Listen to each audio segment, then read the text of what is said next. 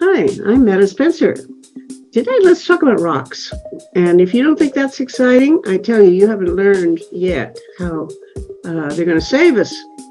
Good smashed up rocks are just what we need. And we have two guys who know how and why to pulverize rocks and what they can do for us. So today, we're going to go to Sheffield, England, and there we will meet Professor David Burling. David is a professor he's the director of the Leverhulme Center for Climate Change Mitigation at the University of Sheffield. Hello, David. How are you? Hi, very well, thank you. Good to meet you. And we're going to, I guess it's New Haven, where Yale University is located. And we're going to meet Professor Noah Planofsky, who is an assistant professor of Earth and Planetary Sciences at Yale. And he must be a believer in rocks because he has created something called the Lithos Carbon, which I think is a company that uses pulverized rock. Hello, Noah. How are you? Great. Thanks for having me. It's good to meet you. Okay. And I've just found out that you folks know each other already. And in Winnipeg is my I guess professional colleague in a sense that she's an anthropology professor retired, and I'm a sociology professor retired. She's Ellen Judd, Professor Ellen Judd at the University of Manitoba in Winnipeg. And she's sort of my co-chair of this, but it won't take much chairing since so far there's just two speakers. We could be joined at any time by some other members of the Canadian Pugwash movement, because the whole project, this being Monday, is every Monday for a while, we're having a talk show about one of six potential interventions that could be made that we think that altogether would have a noticeable impact on climate on the planet. And there are things that could be done by Canada and by Canadians started within about 5 years. That's my theory. That's why I picked them. And one of those things has to do with how we get CO2 out of the air. And one of the ways is the way nature does it. Because nature uses rain, which when falling picks up CO2 and becomes kind of fizz water, carbonated water, falls on rocks, combines, makes compounds that do things for the soil and flow into the ocean and get eaten by shellfish and made into shells. And then the shells fall to the bottom of the ocean and stay there for a million years or so. So I thought, well, yeah, I've heard that people say we could speed that up by smashing the rocks and making them into a powder, which has more surface area than regular rocks. And maybe they could do more of it. So that's the theory. And I believe we have two proponents of that theory, because Professor Burling did the first and most, I presume, most widely cited research on what that would be like doing it in various countries and how much CO2 we can take out of the air and so on. So let me ask you, David, since you kind of you're the ringleader in this movement. Let me ask you to give us an overview of what's this all about? I've done my poor layman's introduction. Now you give us the real truth. Okay. Sure. Well, just to take a step back, I mean, I think as we saw at COP27, the world isn't doing a very good job of dialing down emissions or taking steps to dial down emissions. They've totally ducked the whole issue. And, ultimately you do need to reduce emissions, but that's not enough anymore. We need to figure out ways of taking carbon dioxide out of the atmosphere. So we need solutions that are going to help do this. And I think enhanced rock weathering is one of the most promising ways in which we can take carbon dioxide out of the atmosphere. Because, I think one of the things that sells it for me is that it has a number of co-benefits for the agricultural system. So it can improve soils, can improve crop production, can reduce fertilizer usage, which are all very critical issues at the moment.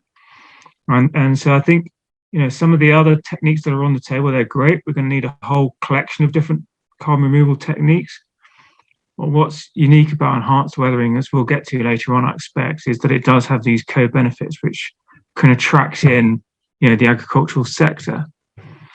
But, very simply, what it amounts to is really just adding, as you said in your nice introduction, crushed silicate rock, a volcanic rock called basalt, which is very abundant. And, by crushing it, you increase the reactive surface area.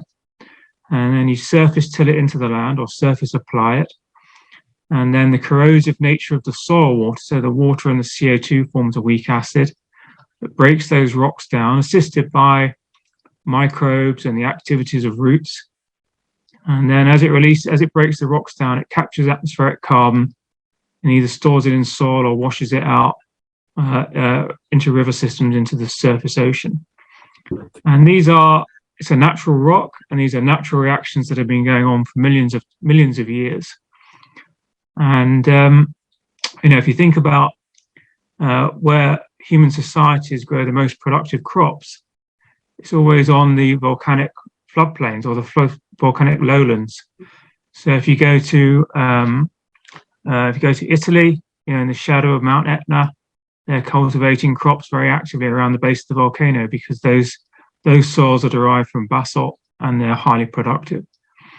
And I guess what we're saying is, look, that's one way to think about it. But another way to think about it is, let's mine those rocks and put them on our degraded agricultural soils, capture carbon, restore our soils, and improve our yields. Sounds good to me.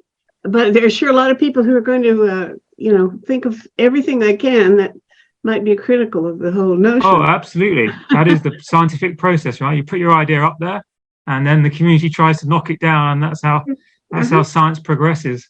Yeah, that's true. Okay, now, but you also you did a comparative analysis of the conditions, I don't know whether the soil conditions or maybe other things as well, in a number of different countries, and you came up with some statements about where this procedure would work the best, or comparing, some better than others. I maybe you can tell us about that. What was your effort to make these comparisons? Sure. So the work that we did a couple of years ago was really trying to figure out, which nations would be really good at doing this, who would benefit the most. And really, to do this, you need a warm climate and a wet climate. So you need warmth and rainfall to drive the chemical breakdown of the rocks. And you need large amounts of croplands, and you need a good supply of basalt that's not too far away from your croplands. So it needs to be sort of co-located. And when you do all the calculations, what you find is that some of the biggest emitting countries like China, India, the US, turn out to be the countries that are best or most suited, I should say, to capture CO2 with enhanced weathering. And that's, for the reasons that I've just said. They have large amounts of croplands, warm climate, and wet climate, which accelerates the weathering, and large amounts of basalt as well. So really, I think our study was the first one to kind of try and do an initial assessment by different nations around the world, and figure out who the winners might be in this. And we sort of came up with a table of top 10 nations. But really, I think the take home was that, each country has its own opportunities. I think what struck us was that, the 3 or 4 biggest emitting countries in terms of their fossil fuel carbon emissions were the ones that were most able to deploy this to capture carbon. And, you could say, I should say this carefully as somebody that lived in the country that started the Industrial Revolution, but more CO2 into the atmosphere per capita than any other country. But you could say that those nations that have added most, or that are emitting the most, they have the moral kind of responsibility to address it first. Okay, that makes sense to me, but it's a little initially discouraging, because my project, the thing I'm proposing is that we try to get the Canadian government to sort of urge people on and create some incentives to do some of these things. And Canada is not a warm country. So I noticed that we were not on your list of the top 3 or 4 countries that would benefit from using this technology. Is there still hope for us that we can benefit from it or not? Oh yeah, absolutely. I think you were in the top 10, if I recall the paper correctly. And you've got large amounts of agricultural land. And admittedly, you have very cold winters, but you also have quite warm continental summers as well. So, and you have sources of rock, different sources of rock. So I think there is great potential for more detailed analysis. Mhm. And you also sit on the border of some of the states in the US that are producing basalt. So there's scope for exchange of basalt from the US to Canada to promote carbon drawdown. Okay, yeah, all right. And okay, we'll come back to some of the other questions that might occur to me now, but let me ask Noah. You've created an organization called Lithos, which I gather goes out and actually spreads dirt or rock dust on things. Is that right? Tell us about your work. Yeah, well, a lot of my research historically was on trying to understand Earth's history and trying to understand how the carbon cycle works.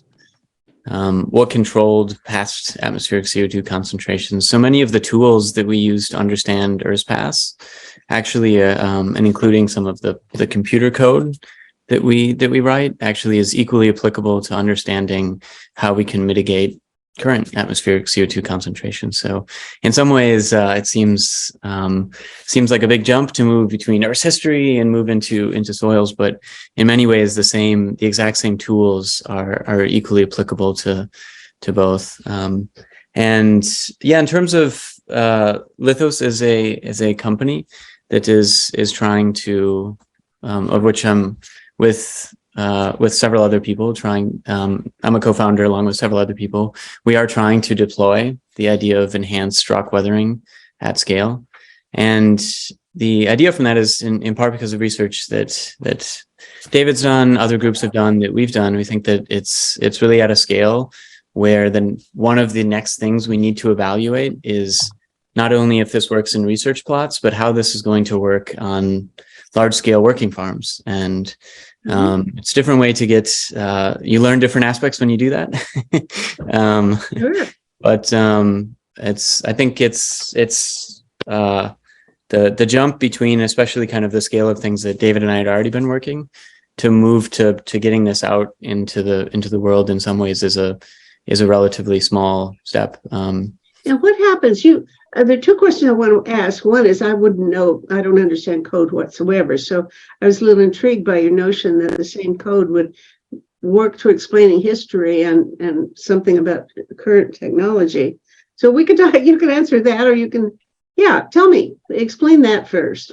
Yeah, well, really what we want to do is the basic idea of what we're trying to do is put down an amount of crushed material. And in most cases, we're taking waste from already existing mining operations. So we're taking that waste material and putting it in a farmer's field. So foremost, what we need to be sure is that we're actually creating conditions that improve yields for farmers. Want to make sure that we're also doing this in a way that's as efficient as possible. So you can use code that understands how this material captures CO2 and changes the soil chemistry to try to design an ideal application scenario. Or we can use, if you think about it, scaling out from a field, you can think about it just as David was just talking about, how can we use, you can't go around and explore everywhere in the world with empirical studies of where we want to do this. So you can do that by using models that take climate conditions, take soil conditions, take information about the farms, and run a model to gauge how well this is going to work. So when you're doing a historical analysis, you would be trying to guess at the climate conditions of a certain historic or geohistorical period, and plug it into your model and use it in the same way you would today's practical work, right? Yeah, that's one way to think about it. It depends really what the question is. Basically, if you have a model code that is designed to track carbon cycling, you can really use it in any different ways. So we've had that from, some of the same packages we've used to understand very recent Earth's history, very early Earth's history, and even how exoplanets will maintain their will potentially be habitable or not. So the idea of and the basic idea behind all of this is chemistry and physics don't change, and mechanistic models are grounded in chemistry and physics. So you can if you understand how a process works, it actually you can use the framework to be able to answer a wide range of different questions.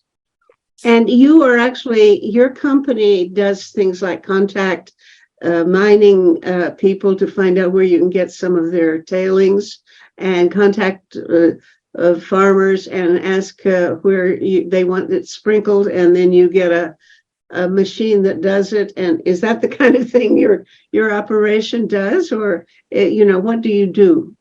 Yeah, so there's really two aspects. If you want to think about deploying this at scale, there's kind of two aspects that you have to do.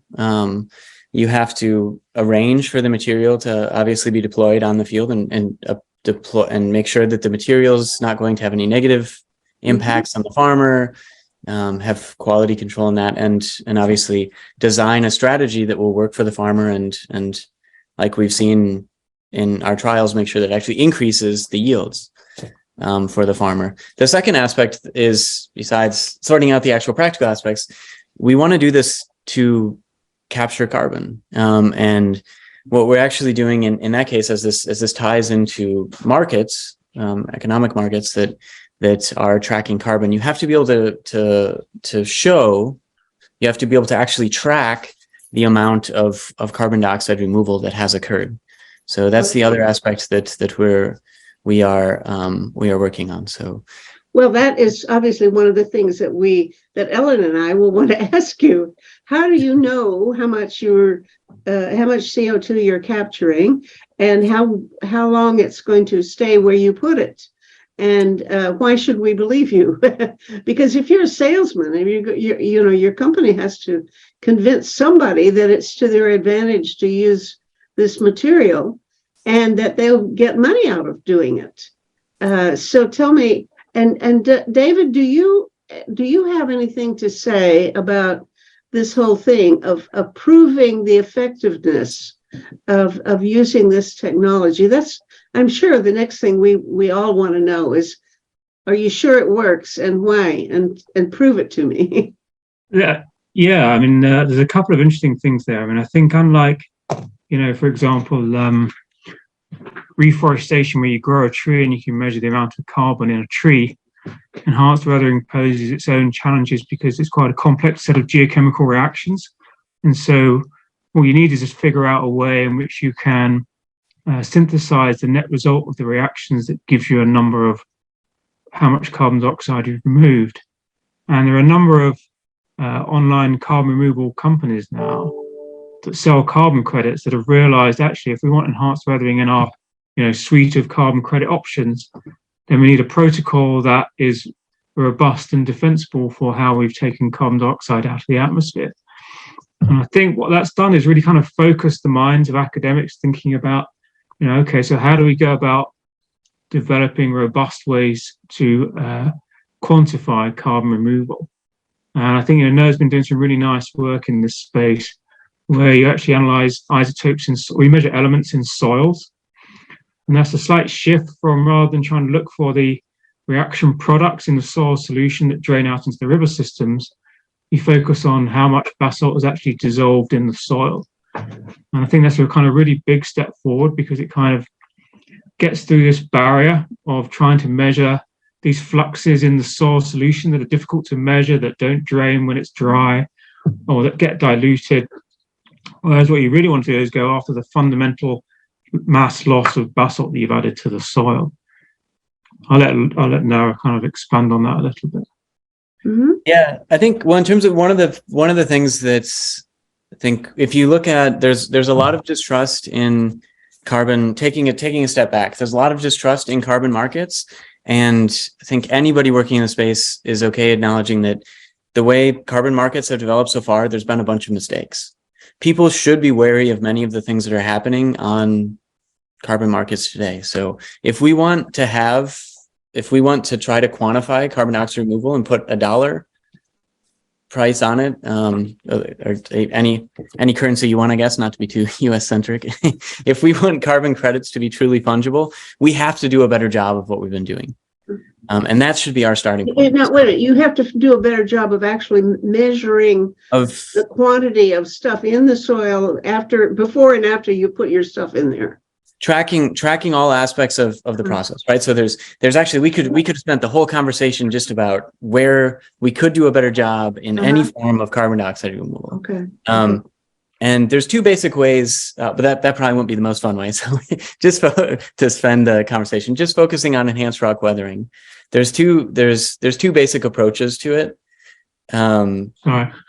You can do this with models, or you can do this with empirical measurements coupled to a modeling framework. And if you make empirical measurements, it's more expensive, but it's obviously a more robust way to do it. So we have a little bit of different take than some other people are doing that I think right now, especially as this is a new field, the most important thing to do is to be as cautious as possible.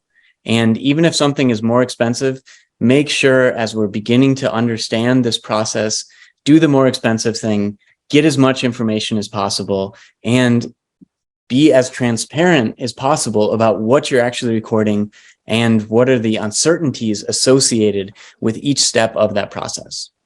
Well, presumably, then you check it against your model and see if they match. So at some point, ideally, you can reduce your cost of making measurements to try to do that, and have the model play more of a role in predicting how much carbon dioxide removal has occurred. I think that's something we want to move to in the future. Right now, I think if you're asking me how do you convince people that you can actually track the amount of carbon dioxide removal, my simple answer to that, and obviously part of that's because I'm a geochemist that makes measurements, is I will show you geochemical measurements that are directly tracking the process. And you're confident in your own procedures. You believe that what you're finding fits what we hope you find, that you actually are able to reduce the carbon in our atmosphere by using this technique. Yeah. So if you taking a step back, without question, it's not if this removes carbon dioxide or if it doesn't, it's always going to remove some carbon dioxide removal. The real question is how much carbon dioxide does it actually remove, and how certain can you be from that? And so in terms of the way I view confidence, I think it shouldn't be, where we'd ideally like to move is to a system where it's not something about my confidence and kind of a gut feeling about it. It's how do you provide a framework where the uncertainties can be emergent properties from the framework that you've produced? So if you're making a measurement in one place, right, there's spatial variability. How do you demonstrate by multiple measurements the amount of uncertainty you have in spatial variability in your signals, for instance?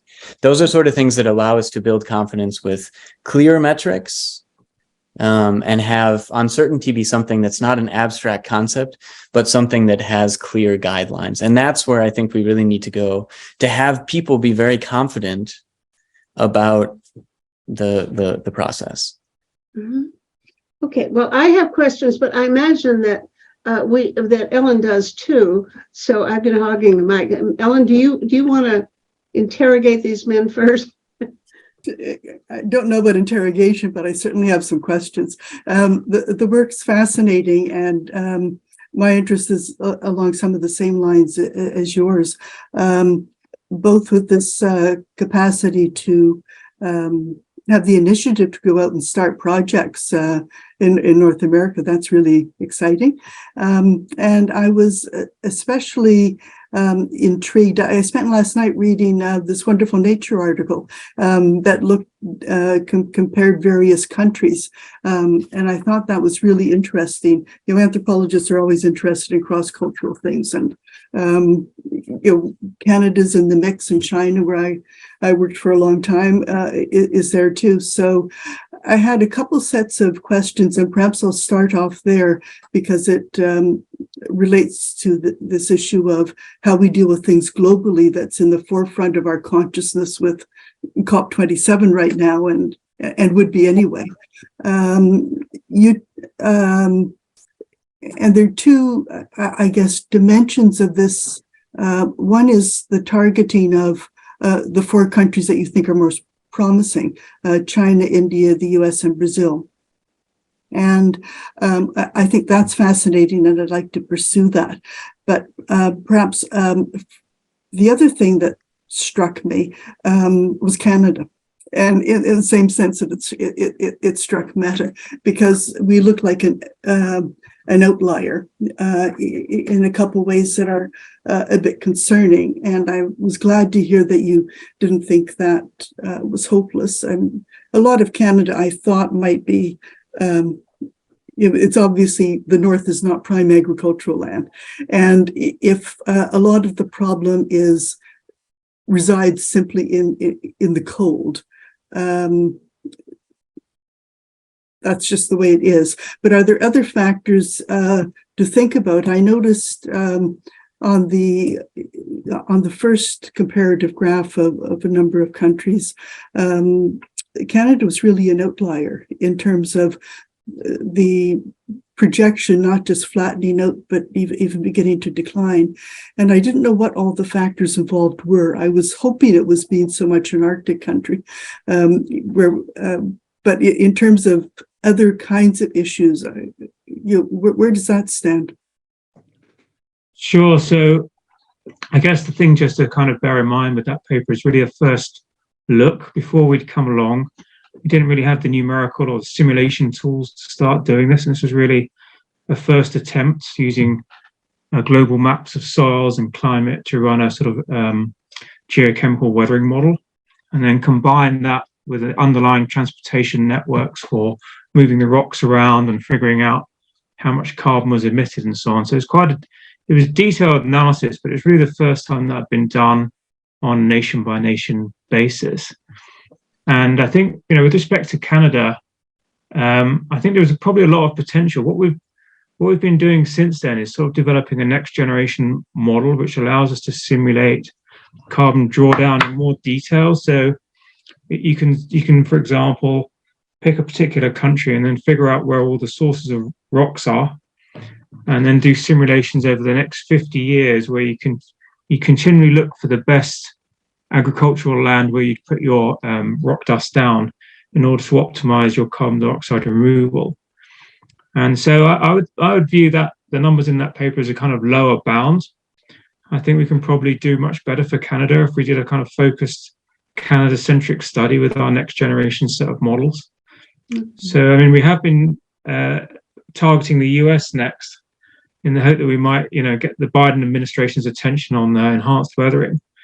And what we're finding is actually what I've just said, really, the numbers are looking very promising for doing, when you do dynamic simulations of carbon drawdown for agricultural land in the US, the numbers edge up towards 0.5 a gigaton, which is actually quite substantial because the Biden path to net zero calls for 0.5 gigaton of carbon dioxide removal by 2050.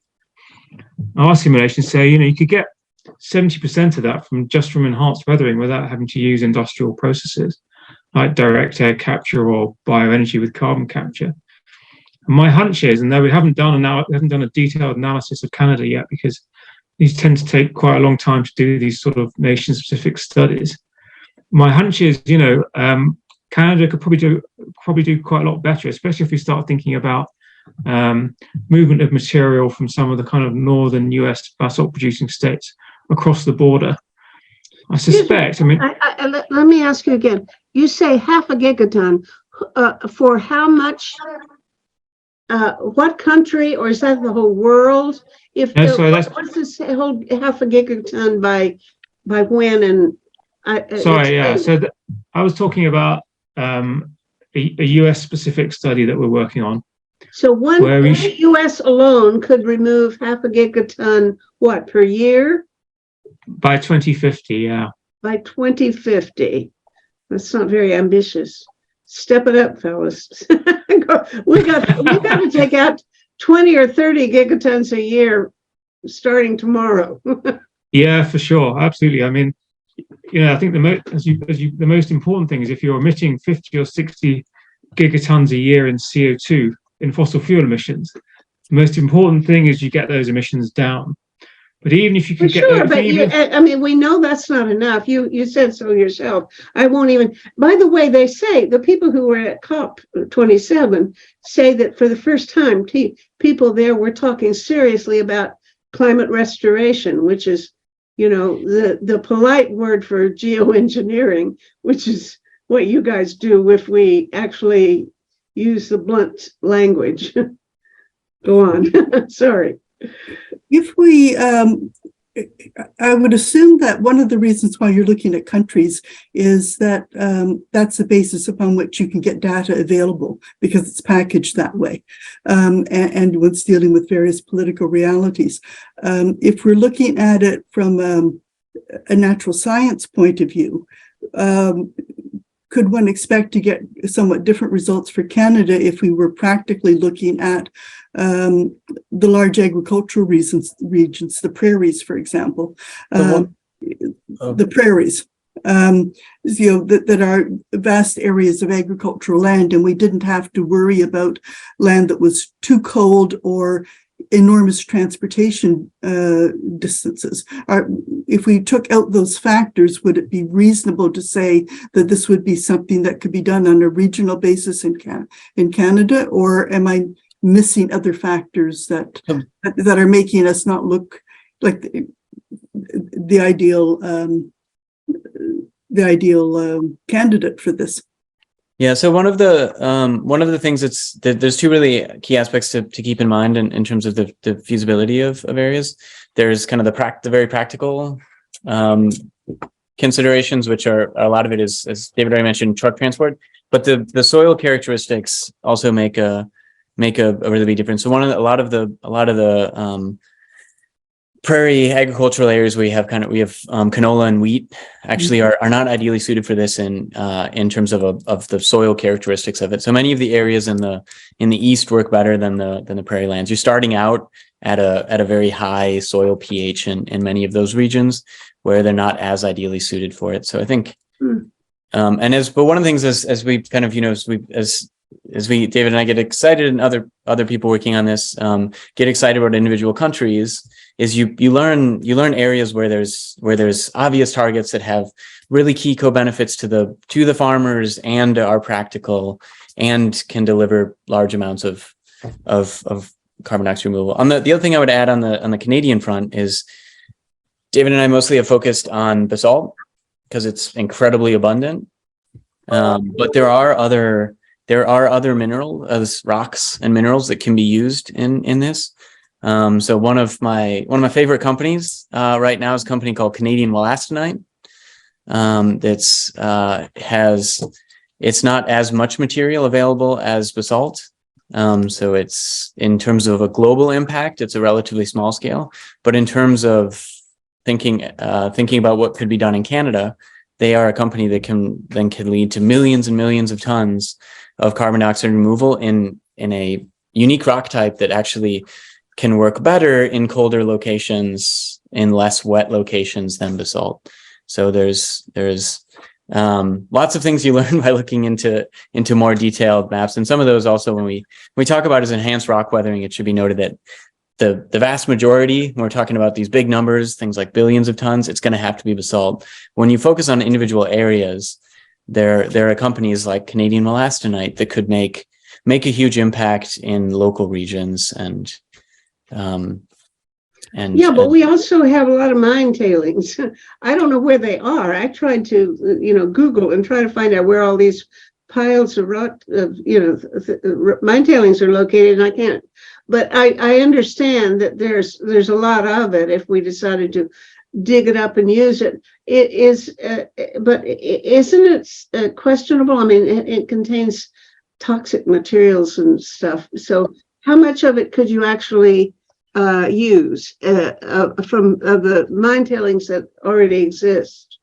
Yeah, a lot of the strategies in mine tailings are a little bit different. Instead of trying to move the material to agricultural lands, in many cases, it's taking the massive mine tailing piles that exist and actually trying to drive carbon capture in place in those settings. And there are multiple companies, some of which are Canadian based, that are trying to do that as well. So I think that should be enhanced rock weathering should be thought of as multiple components, and agricultural lands are one that we're particularly focused on, again, because there's so many obvious co-benefits to farmers, and it's something where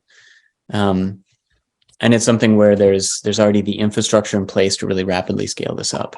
In terms of the discussion of different kinds of rock that can be used for this, that leads me to one of the other things that I found particularly interesting in the reading I was just doing, which was the reference, in addition to basalt, to using silicates and particularly using those in India and China. And that seemed to raise some other kinds of very interesting questions I'd like to hear more about, because it is so important to bring those two countries in terms of their agricultural capacity and thinking beyond the global north. And at the same time, one of the things that you're referring to, and that I'm really interested in hearing more about, is the question of their environmental impact, and whether whether one can in fact use those sort of materials for agricultural purposes, and whether there've been environmental. We had a question also offered in advance asking about environmental studies, and I was wondering what the state of the picture is right now on the potential for using large-scale silicates. So, one possibility that we sort of put forward in that paper was the idea you could use construction and demolition waste, which is basically concrete, cleaned up concrete, because that's basically a calcium silicate. So it's just, which also produces alkalinity, so it'd help with soil acidification. And so conceivably you could spread that on wasteland or farmland. You could capture carbon and regulate soil pH with it. There aren't many studies that have done that. We are undertaking a field trial in the UK, trying to investigate that. That's one side of it. The other side of it is there's actually a company already that's kind of seized on this idea in Ireland called Silicate, and they've taken a slight twist on the idea, which is the realization that when people order ready-mix concrete, they always order too much, and so they what they want to do is actually recover the excess material, take out the pebbles and the rocks, and then make like a cake out of it, then break that cake up into a powder and spread it onto the land and use it as a substitute for lime. So it's kind of interesting when you put these ideas out there in the literature. It's interesting to see, how they grow and in which directions they go in. In terms of the kind of environmental impacts, it's obviously crucially important to be aware of those. There's a whole different suite of them. There's a sort of supply chain environmental impacts that are well understood in terms of the mining and so on and so forth, and transportation. But then there's also the environmental impacts of adding this material to soils. Do you see metal accumulation in the soils? Do you see metal accumulation in the plant parts? And we've been running in the US Corn Belt with colleagues from the University of Illinois, and also with NOAA. We've been running some of the longest enhanced weathering trials in the world, and we don't see increases in heavy metals at all in the soils or in the edible parts of the plants, which kind of ties in, with what I said at the beginning, which is, if it was bad for people, then, human societies wouldn't be cultivating crops on the flanks of Mount Etna for the last 400 years. Mm-hmm. So, I think it's reassuring, but you absolutely have to be mindful of that, and you can't take it as a given. You have to do due diligence with monitoring all the time. So again, it's about building up. I was quite fascinated with that, partly because, some of what's happened in China for several decades has been massive construction everywhere. And then because some of it doesn't meet contemporary standards and was rather rushed at the time, a great deal of that has been torn down. So you would, in fact, be able to get access to quite a lot of concrete that's being demolished. There's be a very large supply of that. And I wonder whether this would be on such a large scale that I think would be worth looking at. And So if you take maybe somebody's doing that, and if not, I would encourage you to find some Chinese colleagues to work on that. Yes, Yeah. no? If you take just estimates of the amount that is produced in China and India, which are going to be the absolutely the largest sources of construction waste, it can give you it is billions of tons of CO2 equivalents. Mhm. Wow. So Well, that's And good there's to know, something- because one of our other projects is the use of carbon negative concrete. And they also have their eye on using this demolished concrete. And I worried about what they're going to do when they run out of the calcium. But if there's that much of it around, maybe it'll take a few years before we have to worry about that.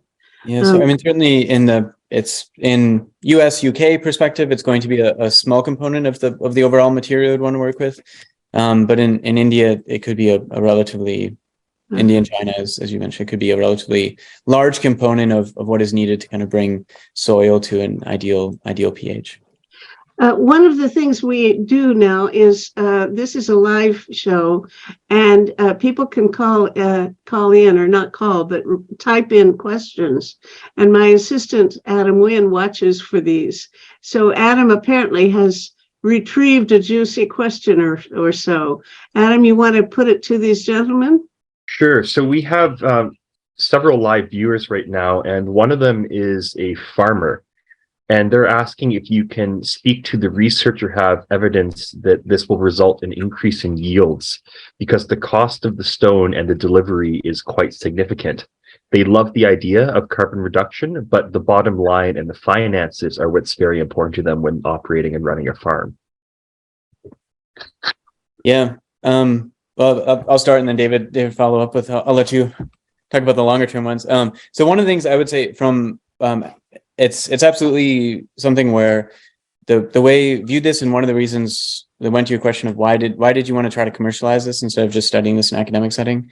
One of the reasons I think this actually can provide a way to cover costs for farmers and actually to increase the bottom line for farmers. So own a farm with my sisters in the Midwest, and it's hard to make money on a farm, even if it's especially if it's not a massive farm. So in terms of the strategy that we're taking for this, we are covering all of the costs of delivering the basalt and spreading of the basalt. And what that ends up being is a savings relative to lime costs. Whereas I don't know how much the individual farmer there is paying, but in where Wisconsin, where I'm from, it's going to be somewhere around $50 a ton to put lime down. And it is something where we know keeping appropriate soil pH gives you better nitrogen utilization efficiency in many cases. So there's obvious benefits to liming that come with a cost. If you switch to basalt, we can give you the right soil pH. You're saving money, not saving money instead of spending money. So you think it's actually to their advantage, and you can show that it's a good investment. Yeah, and David, do you want to actually speak to long-term yields? I mean, we have one-off yields, but the longer-term impact. Sure. So we do see a consistent increase in soil pH. So one of the problems with farming with fertilizers is it acidifies the soils. The intensification of farming over time acidifies soils, which is why farmers have to add crushed limestone to reverse that effect. And as Noah was saying, basically if you add basalt, then you can raise your pH, but you capture carbon at the same time. So it's a kind of win-win. What we're seeing in our long-term trials is an increase in yields. So we've been growing it in the Corn Belt near Illinois. So they use a typical rotation of corn 1 year, corn the next year, and then soy. What we find is that you get increase in maize yields the first year on the order of 10 or 12%. Then it kind of disappears the next year, and then you get a big increase in soybean yields. And that kind of fits with the chemistry and of what's going on, the biology of what's going on, because the soybeans are nitrogen fixers, so they have nodules in their roots that host the nitrogen fixing bacteria, and they strongly acidify the soil, and that helps break down the rocks and release nutrients that the microbes need to fix more nitrogen. And so what you're doing really is what we're seeing in our field trials particularly is that nitrogen fixing crops seem to benefit most from the basalt, but we're also seeing it in non-nitrogen fixing crops as well. It's a pretty exciting set of results we're looking at. Yeah, and I guess as a last one on the one more sorry, we're dwelling too much on one question maybe, but as the last one from that, I think one of the strategies of the way I ideally see this happening, and this is a very US focused framework, but in many ways I think many of the I would like to see enhanced weathering be a way to bring money actually from the coast into the center of the country. There's tremendous capability of farmlands to actually remove carbon, and the people that should be paying for that aren't farmers. It should be larger corporations on the coast that have that are making tremendous amounts of money and not keeping to their climate goals, paying to have a more stable income for farmers. And that's something that I'm unapologetic about having that as my view of who I think should be paying for this practice.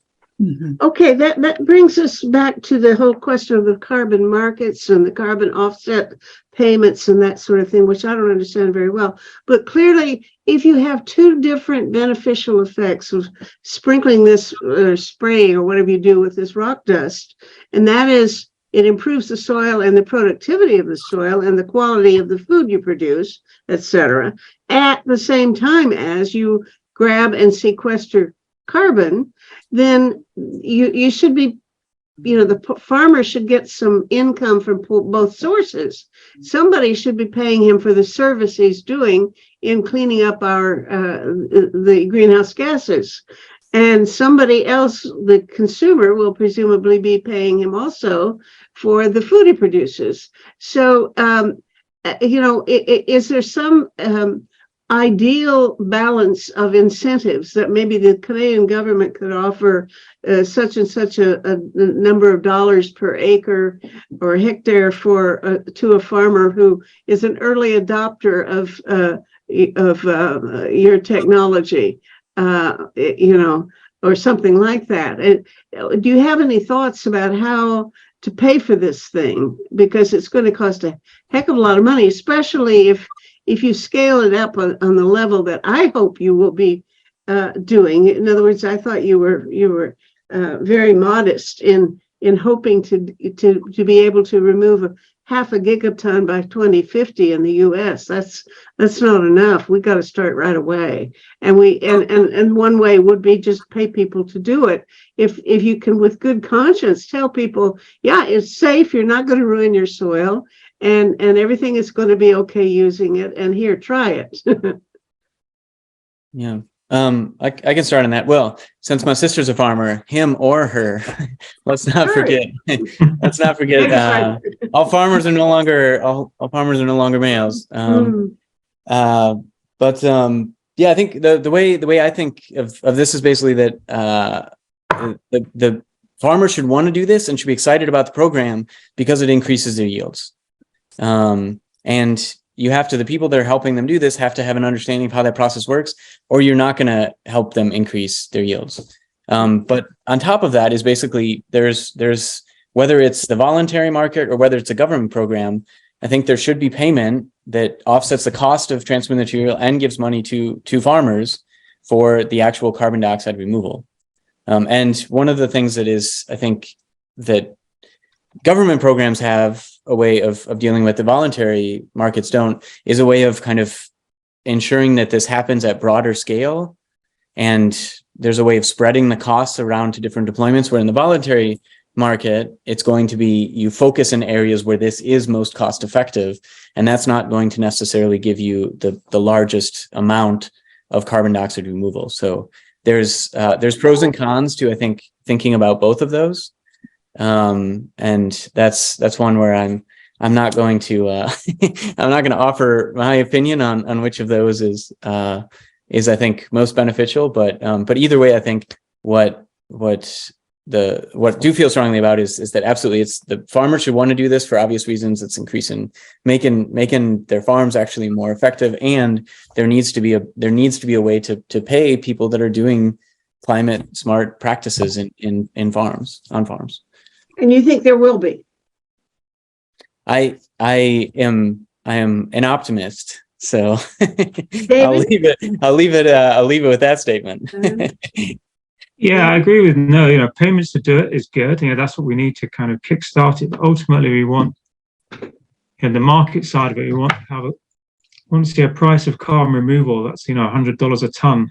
At the moment, it's sort of $10 or $20 a ton, and so this would generate a second income source for farmers. So if you think that you could maybe capture 5 tons per hectare. Sorry, I don't work in acres, I'm afraid, but 5 tons per hectare. Then, if you were getting 500, if you were selling those carbon credits at $100 a ton, that's $500 a hectare that you're getting on your land each year for doing this, and that suddenly makes it, with a carbon price removal up at that sort of level, suddenly makes it quite an attractive option that kind of brings in a second revenue stream for farmers. Mm-hmm. Okay. Ellen, do you want to have another question, or shall we go back to whatever Adam may have for us? No, I could follow up on a bit of this, because there was this other question that we had about selling carbon offsets. And I guess that is something that a question that was provided for us by Peter Fikowski, where he was asking how this market would work at a later stage. And perhaps I'll just read his question. How would they finance removal of the trillion tons of legacy CO2? They probably plan to use carbon offsets to remove some CO2 caused by burning fossil fuel now. Selling offsets is arguably good for the economy, but only prolongs fossil fuel usage. After fossil fuel usage is over, optimistically speaking, I guess, can these methods be financed to actually restore the climate? If the cost is $50 per ton of CO2, someone needs to commit 50 trillion to this, half the world's GDP. Who would likely do that, or even a tenth of that? We're trying to move to to meet climate goals, not only net zero, which means removing all of our fossil fuel usage, hard to abate sectors, and moving to some ambitious targets in terms of what we do with nitrous oxide and methane emissions. And on top of that, to meet our climate goals, we need to be removing carbon dioxide from the atmosphere. So that is no matter why we're talking about carbon dioxide removal. And so in terms of the ways, the scale of this and how it ties into things, one of the things that if you're thinking about the scale that we're talking about, it's very difficult to have this be tax credits. So one of the things in just in terms of the scale, we really need to surpass what it would be in terms of credits. I think that's why you want to think about it in terms of an actual cost of carbon. And in terms of the very long-term use of this, if it's at a case where we are at our climate goals, we're at zero emissions, but we still want to move to something that is reducing human suffering, is better for ecosystem stability, et cetera, there's going to need to be government programs to kind of have carbon dioxide removal. And I think agricultural settings, in many cases, which agricultural practice today are heavily subsidized, make sense to focus on for those long-term offtakes, for the long-term carbon dioxide removal, in that, as David and I have stressed a bunch of times, there's so many reasons why this makes sense for soil health. There's so many reasons why this makes sense for farmers, besides just the carbon dioxide removal aspects of that. So if you think about something that if we can have high confidence in the amount of carbon that we're removing from enhanced weathering, it makes sense relative to many other practices because it is also providing a key social good. No, I think Noah's covered that nicely. Nothing further to add, my lord. When I was reading the Nature paper, there were two places where Canada seemed to be an outlier. One was the one we've already discussed. The other was the cost of doing this. We seem to have the highest costs in your sample of many nations. Do you have any insight into why that's the case, and how we might think about doing something about that? Sure. I mean, if I remember correctly, I suspect that's due to transportation distances. So for large countries, the kind of dominant component of cost is transport. But if we were to kind of dig down, do a specialist study for Canada, as Noah said, you could probably access alternative rock sources that are closer. You could access wollastonite mines. And you could probably think, as I said earlier, a bit more creatively about how you brought in basalt from the northern states that's being produced and bring it across the border. That kind of level of regional detail within a nation was sort of beyond our initial study. But I could see there would certainly be ways to bring costs down in Canada if we got creative and started focusing, on Canada in a lot more detail. Mm-hmm. Okay, thank you. Yes, I was just wondering, how close are you to feeling confident enough, both that the quality of the soil will be improved that will matter in monetary terms, that the farmer will actually benefit from applying this soil amendment? And how confident are you that the amount of carbon sequestration that this procedure does will be enough to make it worthwhile or highly desirable for the government? Now, if we were to start a campaign this year to try to convince the Canadian government to get the Ministry of Agriculture on board and incentivize, even, pay farmers to do this or get going with it, are you sure enough that we are not going to wind up with egg on our face? You want me to do the soils one? I can take the soils question. I'll leave the other one to Noah. What we found in our trials is after 4 or 5 years, actually we've got 7 years of data, and it definitely improves soil health. Right, so one of the things that happens in intensive agriculture in the US and elsewhere is when you grow the crops, they harvest the biomass. Oftentimes it's taken off site. So you're gradually depleting your soils of trace elements that are important for crop health. But every time you have a harvest and you take it off site, you're basically depleting those plant available soil pools.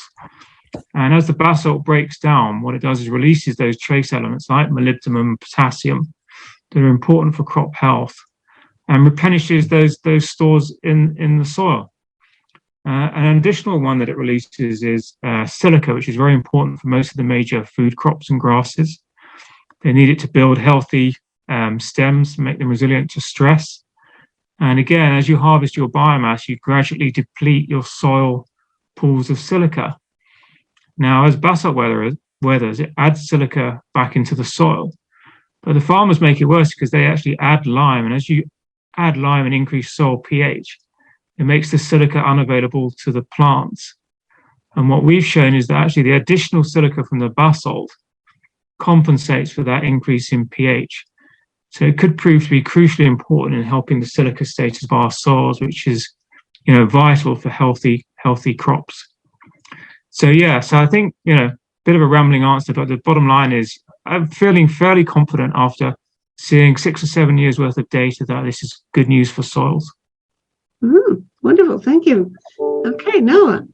Yeah. So the other key aspect, obviously, as we said before, right, needs to actually work for the farmers, for the key stakeholder that this affects most. And if you're gonna try to get governments or companies to invest in this, you need confidence that it also is removing carbon. There are a wide range of ways in which people are trying to do this right now. Track the actual extent of carbon dioxide removal that hasn't worked. or sorry, the extent of carbon dioxide removal that's occurred. And I would say that we should be suspicious of these. Some of these methods I think are not going to work at scale. Some of these methods aren't providing enough attention to some details that matter. And so But when you say some of these methods, you mean certain applications of the rock dust or something different? no, ways of tracking, ways of actually trying to quantify Okay. the amount of carbon dioxide removal that has occurred. But the takeaway from that, so that was a cautionary statement that this is something where we should be careful and we shouldn't accept that basically that anybody can do this. But if there are methods in place that make sense, that are grounded in basic mass balance, that allow you to actually track how much carbon dioxide removal that's been occurring. And so I think the short answer from that is having, similar to David's, having ups and downs and obviously fits and starts in how we do this. Years later, and thinking about this, have pretty high confidence that this is something where, right, it makes sense in many soils, and we can track what is actually happening in a way that makes sense, and you can present clear evidence of how much carbon dioxide removal is actually occurring. Hot diggity. All right, we're going to come after you. You will have you on a speaking tour with banners and placards and everybody, a marching band, and everybody saying, "Go with this. We're going to do it." Do you think so, Ellen? Yes, I think it's wonderfully energizing, and it's inspiring to see how people are finding solutions to our problems. Can offer you just, I don't know if we're out of time, but I can just offer you one additional thing about Canada that's being done at the moment, which is work done by Shannon Sterling at Dalhousie. And they've realized that actually, rather than treating your acidified forests with lime, you could actually do it with crushed basalt. And this would help reverse the acidification on the soils, but also capture carbon. And at the same time as the basalt dissolves and releases its nutrients like its phosphorus and potassium, it can help the trees grow better and restore the degraded soils. And I think Shannon's got funding now from the Canadian government to carry out small-scale trials to investigate how this might work. So it's a really exciting new application for enhanced weathering that's directly relevant to Canada that we just haven't touched on yet. Yeah, so it's also one of the things from restoration from historical damage from coal mining has led to ecosystem degradation in a way that we can reverse that while driving carbon dioxide removal. That'd be wonderful. Maybe we can get this person on a later show. Should be great, I'm sure. That's wonderful. Yeah, well, this has been extremely helpful. So we will have at least 2 more shows, maybe 3 more shows on this topic. And so we'll be back in touch with you for sure. You're the pioneers, and I appreciate it very much. Okay. Thank you. Thank you for Lovely to having meet us. you both. Thanks so much. Yeah, great to meet you. Thank Good to see you. you, David. Bye. Bye. Bye-bye.